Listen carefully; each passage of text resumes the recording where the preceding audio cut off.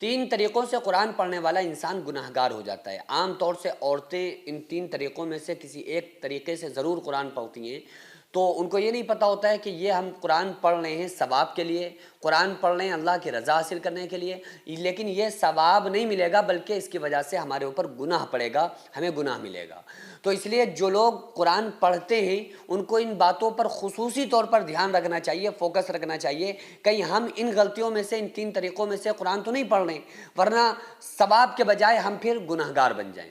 تو وہ کون سے تین طریقے میں اچھی طرح سے آپ لوگ سمجھ لیجئے، میں عرض کر دیتا ہوں آپ کے سامنے کہ بعض لوگ ایسے ہیں کہ جن کو قرآن درست پڑھنا نہیں آتا ہے، ٹھیک سے قرآن وہ لوگ نہیں پڑھ پاتے ہیں۔ عام طور سے پچھلے دور کا وہ لوگ قرآن پڑھے ہوئے ہیں، کسی نے عورتوں سے قرآن پڑھا ہوا ہے، تو بعض عورتیں تو اچھا قرآن پڑھاتی ہیں لیکن بعض عورتیں اچھا قرآن نہیں پڑھا پاتی ہیں، تو وہ یہ سمجھ رہے ہوتے ہیں کہ ہم نے تو بہت اچھا قرآن پڑھ لیا، وہ اپنی سمجھ کے مطابق قرآن پڑھ رہے ہوتے ہیں۔ تو غلط طریقوں سے اگر آپ قرآن پڑھیں گے تو اس میں آپ کے لیے کوئی بہتری نہیں ہے، کیونکہ قرآن پڑھنے کی فضیلت تو خود آقا علیہ السلام نے بتائی ہے۔ قرآن کریم کے تعلق سے آقا علیہ السلام نے ارشاد فرمایا کہ میں یہ نہیں کہتا کہ الف لام میم ایک حرف ہے، بلکہ الف ایک حرف ہے، لام ایک حرف ہے، میم ایک حرف ہے، اور ہر حرف پہ اللہ تعالیٰ 10 نیکیاں عطا فرماتا ہے۔ اور رمضان میں جب لوگ قرآن پڑھتے ہیں تو اس میں تو فضیلت اور زیادہ بڑھ جاتی ہے۔ آقا علیہ السلام نے ارشاد فرمایا کہ ایک نفل فرض کے برابر کر دیا جاتا ہے رمضان میں، اور ایک فرض کا ثواب 70 فرضوں کے برابر کر دیا جاتا ہے۔ تو اگر ہم قرآن اس میں پڑھ رہے ہیں تو ہمارے لیے 70 گنا زیادہ پڑھنے کا ثواب ہے۔ عام دنوں میں ہم 70 قرآن پڑھیں اور رمضان میں ایک قرآن پڑھیں تو ثواب میں دونوں برابر ہوں گے، چونکہ رمضان کے مہینے میں اللہ تعالیٰ نے ہر چیز کے ثواب کو 70 گنا زیادہ بڑھا دیا ہے۔ تو اس میں ایسا نہ ہو کہ ہم غلط طریقوں سے قرآن پڑھ رہے ہوں اور ہم یہ سمجھ رہے ہوں کہ ہم ٹھیک پڑھ رہے ہیں، کیونکہ جو غلط پڑھ رہا ہوتا ہے وہ یہ نہیں سمجھتا کہ ہم غلط پڑھ رہے ہیں، وہ یہ سمجھ رہا ہوتا ہے کہ ہم تو ٹھیک پڑھ رہے ہیں۔ اگر وہ یہ سمجھ ہی لے کہ ہم غلط پڑھ رہے ہیں تو وہ ٹھیک پڑھنے کی کوشش کرے گا، لیکن انہیں پتہ ہی نہیں ہوتا ہے۔ تو اسی کے لیے ان کو یہ سمجھنا سیکھنا بہت ضروری ہوتا ہے۔ دیکھو، 3 غلط طریقے ہیں جو عام طور سے لوگوں کے اندر مشہور ہیں قرآن پڑھنے کے۔ پہلا تو یہ کہ انہوں نے قرآن لے لیا اور قرآن کو صرف دیکھ رہے ہیں اور اندر ہی اندر من میں پڑھ رہے ہیں۔ اب من میں پڑھنا تو کہیں نہیں جا سکتا، کیونکہ من میں پڑھا نہیں جاتا ہے، من میں سوچا جاتا ہے، جبکہ قرآن پڑھنے پر ثواب ہے۔ قرآن کو سوچنے من میں آپ اگر پڑھ بھی رہے ہیں تو اس کا کوئی فائدہ نہیں ہے۔ اب بعض لوگ کیا کرتے ہیں، قرآن کو صرف دیکھ رہے ہیں اور اس طرح سے پڑھتے ہیں۔ اب ہم نے پڑھا لیکن من میں سوچا، اب نہ ہماری زبان ہلی نہ ہم نے زبان سے الفاظ کو نکالا، تو جب ہم نے قرآن کو پڑھا ہی نہیں تو اس پر ہمیں کیا فائدہ ملے گا؟ قرآن پڑھنے پر اللہ تعالیٰ ثواب عطا فرماتا ہے۔ ویسے تو اس کی قرآن کی اگر فضیلت کی بات کی جائے تو قرآن دیکھنا بھی ثواب، چومنا ثواب، پڑھنا ثواب، لیکن یہ پڑھنے کے معنوں میں نہیں آئے گا۔ اگر آپ قرآن کو اندر ہی اندر دیکھ رہے ہیں، سوچ رہے ہیں، تو یہ پڑھنے کے معنوں میں نہیں آئے گا۔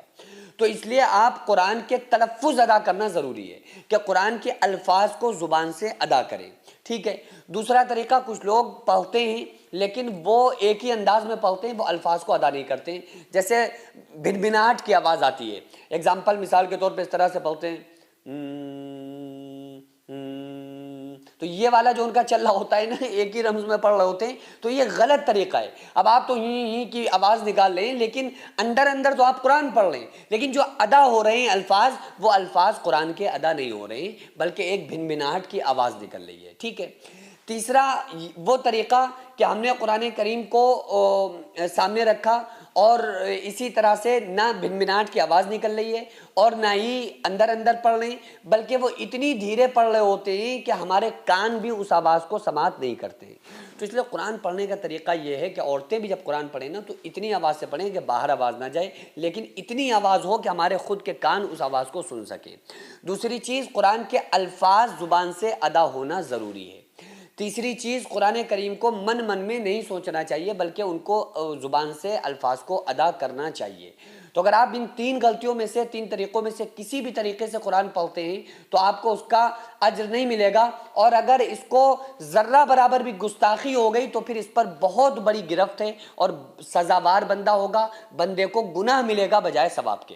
تو اس لیے جو بہترین طریقہ ہے جس سے زبان سے الفاظ بھی ادا ہوں اور آپ آرام سے قرآن کو دیکھ کر پڑھیں، تو اسی بہترین طریقے سے آپ لوگ قرآن کریم کی تلاوت کریں۔ سوچیں کل قیامت کے دن جب ہر انسان اپنے اعمال کا محتاج ہوگا تو آپ کے لیے جنت میں ایک شاندار محل تیار ہوگا، کیونکہ آپ نے اللہ کے گھر کی تعمیر میں حصہ لیا تھا۔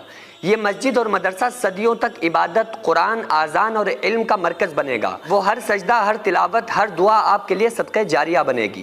رسول اللہ صلی اللہ علیہ وآلہ وسلم نے فرمایا جو اللہ کے لیے مسجد بنائے اللہ اس کے لیے جنت میں گھر بنائے گا۔ بھائیوں اور بہنوں، کیا آپ چاہتے ہیں جنت میں اللہ آپ کے لیے گھر بنائے؟ آپ کے پاس بڑا ہی سنہرا موقع ہے۔ ہم مسجد اور مدرسے کے لیے زمین خرید رہے ہیں۔ آن روڈ ہونے کی وجہ سے زمین کی قیمت تقریباً 2 کروڑ ہے، لیکن ٹائم ہمارے پاس بہت ہی کم ہے۔ بڑی کم مدت میں ہمیں یہ پیسہ مالک تک پہنچانا ہے۔ مالک تک قیمت نہ پہنچنے کے سبب ہمارا بیانہ بھی واپس ہو سکتا ہے۔ تو اس لیے آپ سے خصوصی گزارش ہے کہ آپ کو اس نبی کا واسطہ جو ہمارے لیے راتوں میں رو کر گئے، طائف میں پتھر کھا کر گئے، کہ آپ اس ویڈیو کو اگنور نہ کریں اور 100، 200، 500، 1000 جتنی آپ کی وسعت ہو اس کے مطابق آپ زیادہ سے زیادہ تعاون کریں۔ اب یا تو آپ اس کو فراڈ کہہ دیں یا یہ کہہ دیں کہ پیسہ کمانے کا کوئی نیا چکر ہے اور ویڈیو چھوڑ کر چلے جائیں، لیکن اگر آپ کو ایسا نہیں لگتا ہے تو پھر خدا کے واسطے آپ زیادہ سے زیادہ تعاون کریں تاکہ ہم مسجد اور مدرسے کی زمین خرید کر اپنے مقصد میں کامیاب ہو جائیں۔ اور خدا کی قسم یہی ایک ایسا ثواب ہے جو ہمارے مرنے کے بعد قیامت تک ہمیں قبر میں ملتا رہے گا اور اللہ تعالی ہمارے لیے جنت میں گھر بنا کر دے گا۔